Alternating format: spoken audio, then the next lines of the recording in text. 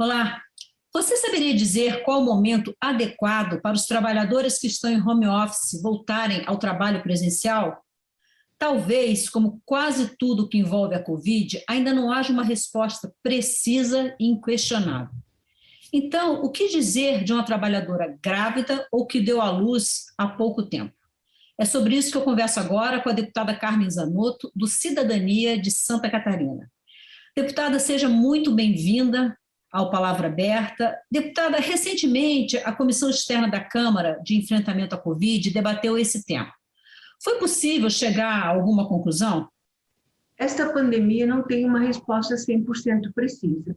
Nós realizamos a audiência pública baseadas, inclusive, e referendada e fortalecida pela Lei 14.151, que determina o afastamento das nossas gestantes dos locais de trabalho. Por que determina o afastamento das gestantes? Em função do número de óbitos de gestantes em função da pandemia. Em 2021, para a gente ter ideia dos números, cresceu 11,7% no comparativo ao ano de 2020. Nós tivemos 1.153 óbitos até este período, o que reafirma a necessidade das gestantes ficarem afastadas dos seus locais de trabalho. Porém, não são todas as gestantes que podem trabalhar à distância. Setores de serviço, como hospitais, o comércio, supermercado, a panificadora, muitas vezes não tem como colocar sua trabalhadora gestante à distância. Mas a audiência pública foi muito clara, no sentido, inclusive, pela sociedade, médicas especialistas, na pessoa, por exemplo, da doutora Rosiane Matar, colocando que não temos como, mesmo após a segunda dose, dar segurança a essas gestantes para o retorno do trabalho. Por quê? Porque nós temos ainda uma baixa taxa de cobertura vacinal na D2 na população como um todo, né? Nós não temos ainda 50% da população com as 2 doses imunizadas. Deputada, a gente está falando de gestante e de puérperas também, né? Aquelas mulheres que deram à luz há pouco tempo, né? E aí, a senhora toca num ponto muito importante, que é a cobertura vacinal ampla. E eu acho que nunca é demais a gente lembrar que quando a gente toma a vacina não protege simplesmente aquele indivíduo que está sendo vacinado, mas é uma coisa de coletividade. Então, a vacinação, ela tem esse condão de ter um resultado na sociedade como um todo, né? Exatamente, Maristela.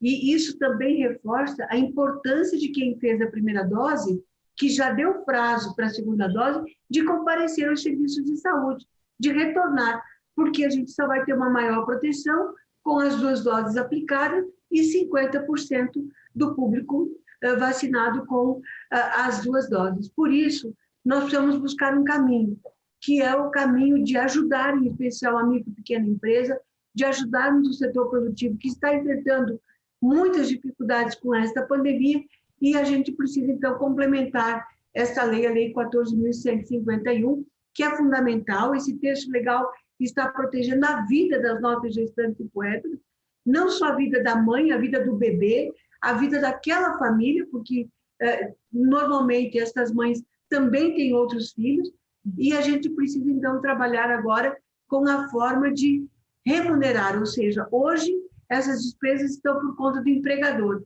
Nós precisamos que o governo assuma essas despesas dessa excepcionalidade da pandemia.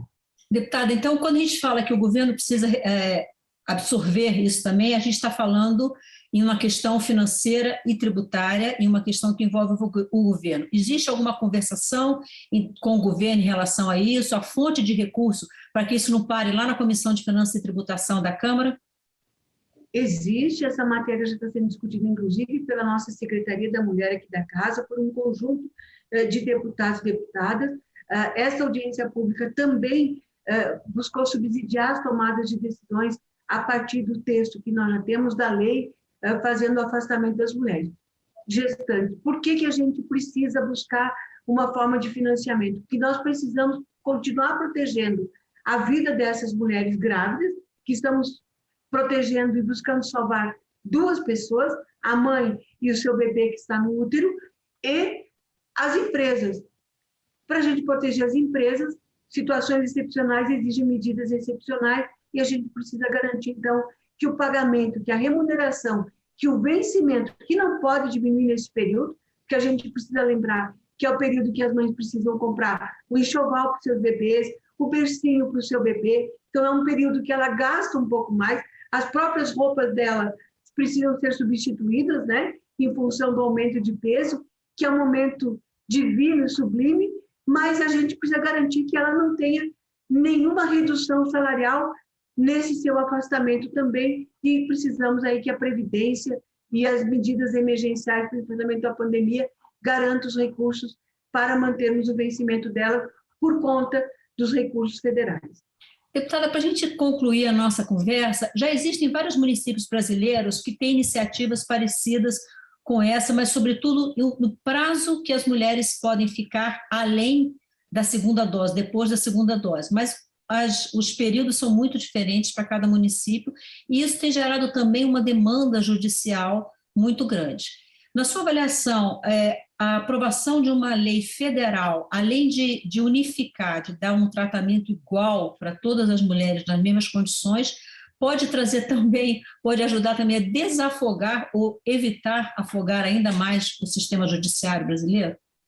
Com certeza, nós inclusive estamos pedindo pela nossa comissão externa uma posição do Ministério da Saúde, que é quem dita a política nacional de saúde através, neste caso, da pandemia do Programa Nacional de Imunização. Porque, vou refrisar uma situação, ficou muito claro que neste momento no país, as gestantes não têm condições de retornar, aquelas que não podem trabalhar à distância, em função ainda da baixa cobertura vacinal no total da nossa população, ou seja, precisamos ter 50% ou mais da população público-alvo da vacina, né? Hoje, população acima de 18 anos, com as 2 doses. Para termos segurança do retorno ao trabalho, precisamos das 2 doses, com 50% ou mais da população público-alvo. Portanto, nenhuma gestante pode retornar ao trabalho antes que a gente tenha mais segurança, e para a gente ter mais segurança é com as 2 doses, 50% ou mais da população.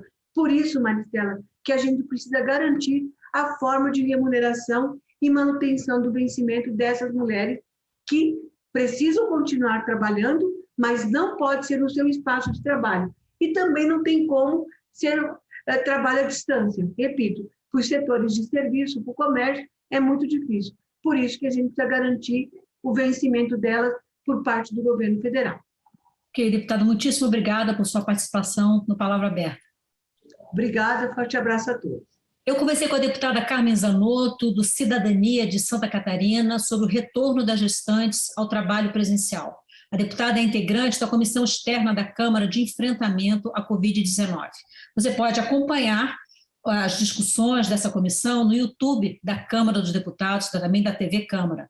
Eu sou Maristela Santana e a gente se vê em uma próxima edição do Palavra Aberta. Até lá!